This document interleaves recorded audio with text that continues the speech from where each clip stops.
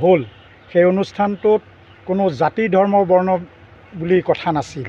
সেই অনুষ্ঠানটোত হিন্দু মুছলিম শিখ ইছাই সকলোৰে হৈ তেওঁলোকে কাম আগুৱাই যাব।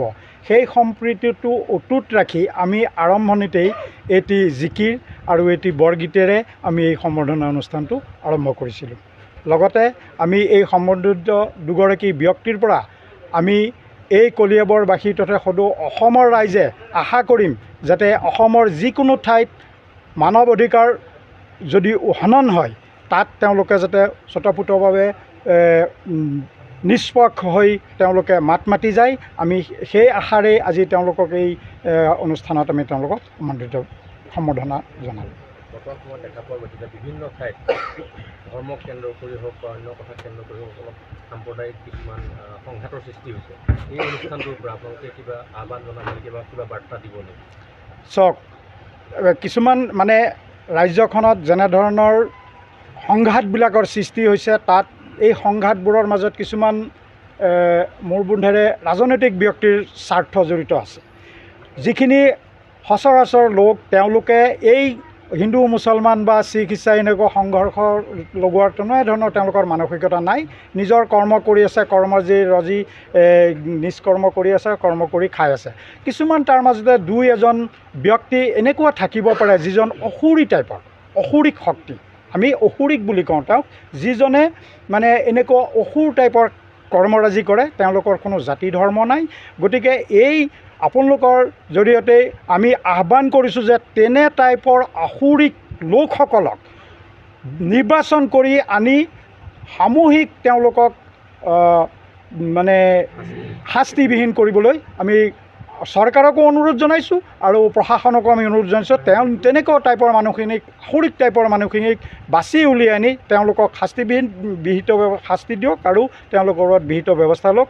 না কি নিৰীহ যিসকল ৰাইজ, যিসকল কোনো এনেধৰণৰ কামত লিপ্ত নহয়, তেনেকুৱা মানুহক হাৰাশাস্তি কৰা উচিত নহয় বুলি মই ভাবোঁ।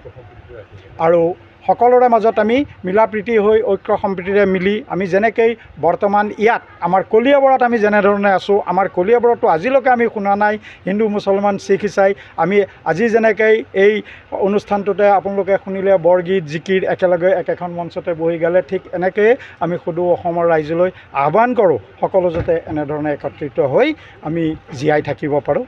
এয়ে মোৰ ক'বলৈ দিয়া। আজি অনুষ্ঠানটো এইধৰণে সম্বৰ্ধনা জনাইছে। আজি এই সম্বৰ্ধনা অনুষ্ঠানখন এনেকৈয়ে আগবঢ়োৱাৰ কাৰণে উদ্যোক্তাসকললৈ আন্তৰিক ধন্যবাদ জ্ঞাপন কৰিছোঁ আৰু তেওঁলোক যাতে ভৱিষ্যতে তেনেকুৱা সমাজ সেৱা কামবোৰত জড়িত হৈ থাকে। আৰু এই অনুষ্ঠান ইণ্টাৰনেশ্যনেল হিউমেন ৰাইটছ কাউন্সিলত উপস্থিত হোৱা হয় অধিবক্তা মুন্নাথ ছাৰ ডাঙৰীয়া, লগতে অসম জাতীয় যুৱ ছাত্ৰ পৰিষদৰ সভাপতি ডাঙৰীয়া আৰু অসম ছাত্ৰ সন্থাৰ তৰফৰ পৰা সভাপতি সম্পাদক ডাঙৰীয়া আৰু উপস্থিত সাংবাদিক বন্ধুসকল আৰু বয়োজ্যেষ্ঠ নাগৰিকসকল, সকলোলৈ মোৰ তৰফৰ পৰা আন্তৰিক শুভেচ্ছা আৰু অভিনন্দন জ্ঞাপন কৰিছোঁ।